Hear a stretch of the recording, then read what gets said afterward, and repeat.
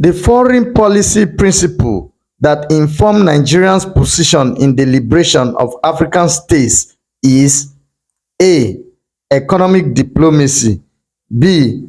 Afrocentrism, C. Non-alignment, D. Non-interference. What is the correct answer to this government question? Of course, the correct answer is option B, Afrocentrism. But what do we mean by foreign policy? Foreign policy refers to a nation's strategy and approach in interacting with other countries and international organizations to achieve its national interests, goals, and objectives. It encompasses the decisions, actions, and principles guiding a country's relation with the external world. So the correct answer is Afrocentrism. What is Afrocentrism? Afrocentrism is a foreign policy principle that emphasizes the importance of African solidarity, cooperation, and liberation. During the Cold War era, Nigeria played a significant role in the liberation of African states from colonial rule, and Afrocentrism was a guiding principle in this effort. Nigeria's Afrocentric foreign policy was characterized by 1. Support for African liberation movements, 2. Advocacy for African unity and cooperation, 3.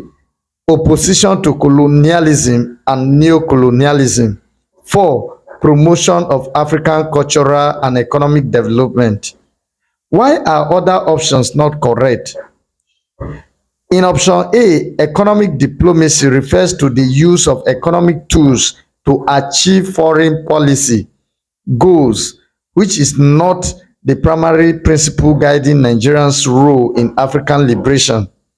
Option C, non-alignment, refers to a policy of not taking sides in the conflict between major world powers, which is not directly related to Nigeria's role in African liberation.